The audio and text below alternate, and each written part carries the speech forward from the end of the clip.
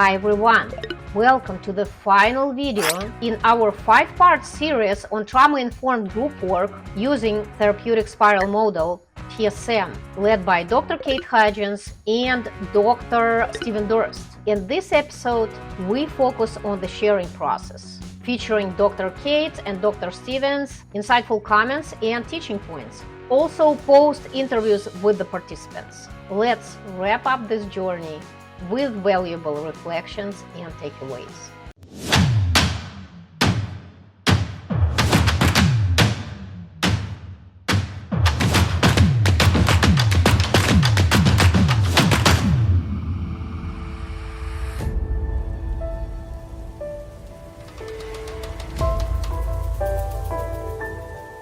So here you get to see that in a group that has been sharing constantly, by being in role and in the here and now with the spontaneity of the group, that sharing, like in classical psychodrama, might go on an hour because people have been in an audience role and they need to like say out loud, and sometimes they even need to do it, an extra little piece of work. I've seen Zerka do that many times. And in TSM, we believe that all that immersive tele, people are already sharing. So the sharing can be as small as one word. When I work in China and I have a group of 100, I let everybody share, like we would be there for 4 more hours. So, I've practiced asking people in China to talk in pairs so they get a full sharing. Just say one word out loud to everybody. And because, again, there's not a lot of unfinished business, that the sharing doesn't need to go on beyond just kind of a meaning making, a labeling process in TSM. I was about to say that sometimes somebody doesn't need a little extra work, but in general, if the group brain works, people have already shared. They've shared the entire experience together. And so as the AL, also wanting to make sure that everyone was taking that moment for themselves and getting the healing and the movement that they could in their life, drew attention in that moment and said, take what you can for this moment. And that's because from the belief that everyone in the drama is doing their own drama. The person who is playing discernment was also practicing discernment for themselves. And it was the piece that they needed to practice for the time of the drama. And all the other roles were somehow connected to the person playing them themselves. So they were in service to the protagonist, but also there was a part that was for them. And so as in my role as the AL, I wanted to make sure everyone took a moment and really anchored that in their body and brought in what they needed to take away from the drama for themselves. I felt a sense of deep blockage ever since it started inside of me. And I'm not accepted in the circle. That's what I felt. And today, look around. Do you feel accepted in this group? Yeah, of course. Yeah. Thank you. 2 sentences, the rest of you. Joshua? Play the role of boundary. I appreciate that because I too have been wounded by the psychodrama community. Setting boundaries is what I'm taking away. I took away that when I don't want people around, like I can move through that space to have that same energy come straight into me, a choice. I need trust to communicate, to just be who I am. I need trust. You chose me for openness, but then didn't need, or we didn't concretize it, and I held openness to the new, to something different happening, and I was holding some fear from hearing the story this morning at breakfast. With your permission, Deanna, I'd like to share from the role, because I was being pulled in 2 directions. One is I'm so oblivious to anything other than myself that I never even noticed you. And the other was I noticed you too much, and I was afraid if I got close to you, my own pain would come out. So I withdrew. From Mario. From Mario, because of my connection to Zerka, I never felt disconnected from Psychodrama. but I never really felt connected in the drama therapy world, and so I left. So this, to trust the little child within should trust us. That's my feeling so strong from this. And also I had a lightning bolt, my body did like this. I didn't know what happened, but maybe the girl and the dog was connected. I don't know. Yeah. Thank you. Your story touches my story, and my work was done actually with Mario in the role of the psychodrama community. I went and asked, what are you? And he says, oh, the psychodrama community. Turned back on Deanna. And I said, well, I think we can de-roll you now. And he said, I don't think so, not yet. And I said, okay. So I went away and I came back and I checked with Kate. I said, do we need these roles anymore? And she's like, no.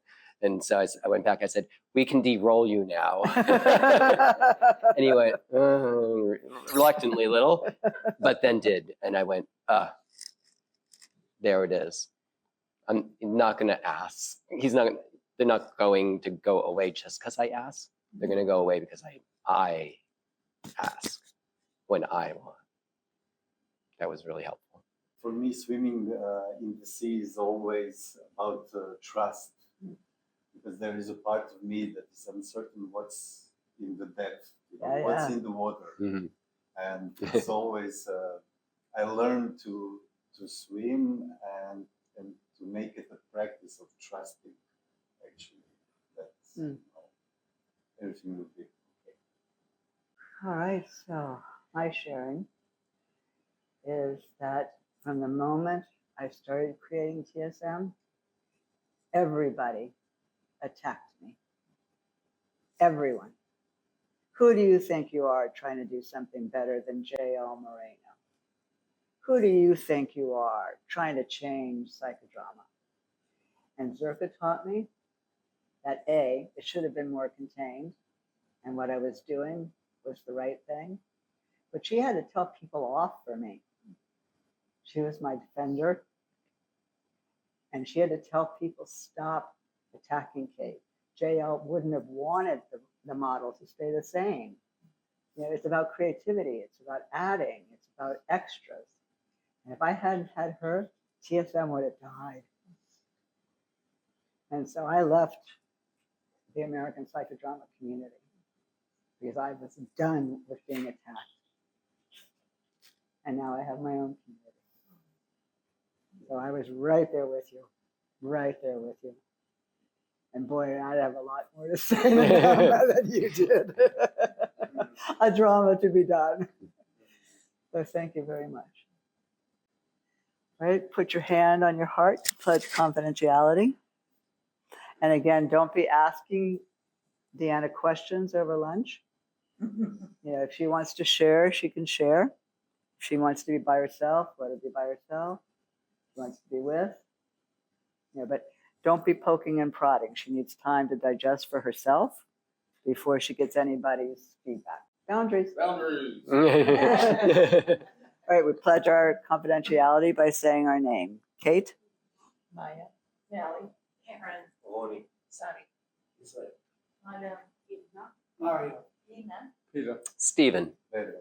Jasmine, Joshua. Stephanie, Russ. Ina. Alex. All right. Yeah. Any last words you want to say? I don't think so. Good. Thank you. I feel grateful. I feel grounded, and I've learned a lot. It was a rich experience. I think the connection between the compassionate witness and how when we speak from the compassionate witness to the trauma part in us, that we can bring so much wisdom and gratitude to the way we look at our trauma from that lens. I'm using actually in integrating, I feel that the compassionate witness is really holding what I call the knowledge of spirituality, because it's really spiritual lens that are looking at our suffering as human beings.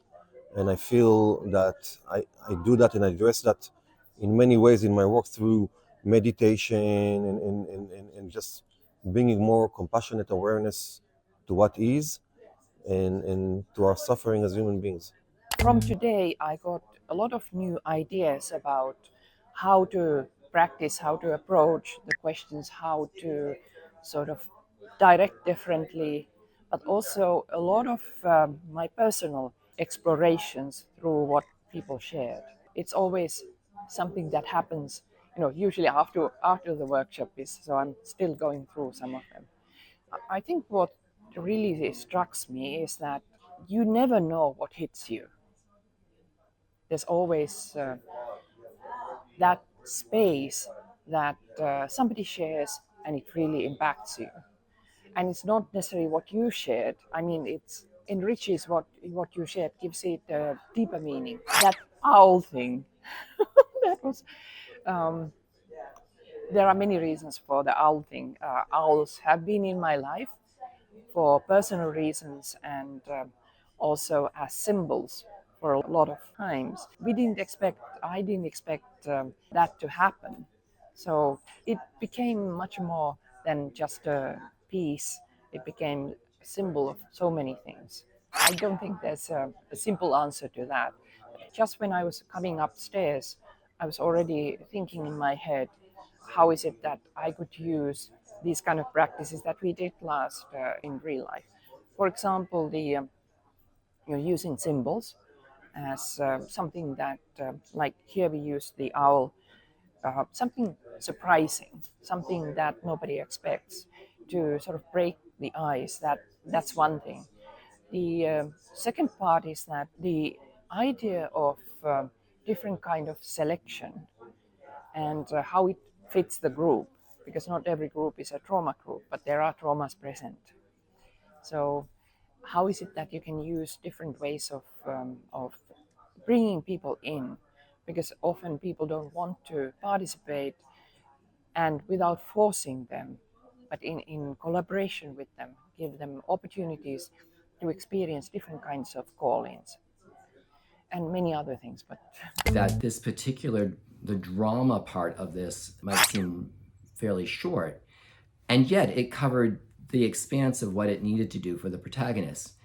And if we go back to that statement that there's like no resistance, just not enough warm up, or there's no bad drama, it's just not enough warm up. Or even I've heard one say that if you have an hour to work and you spend 55 minutes in warming up, everything you'll need will be show up in that last 5 minutes if it's done well.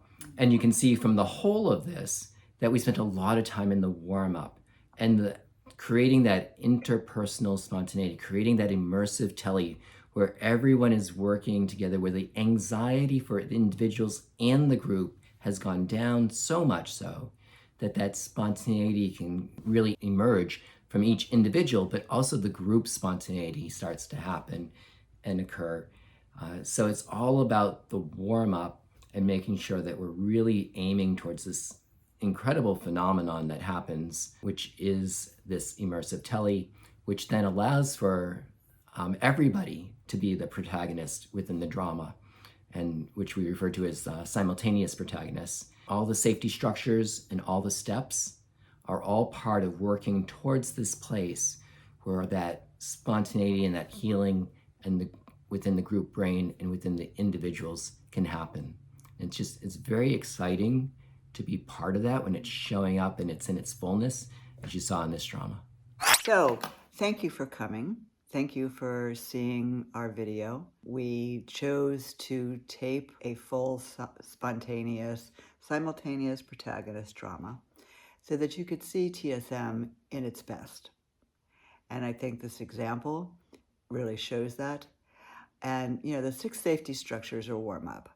But after you get the 6 safety structures, and then you start with the body double and building up the protagonist cluster of strengths and body double and, other offers from the group, that's the drama. The drama starts the minute you put the body double in.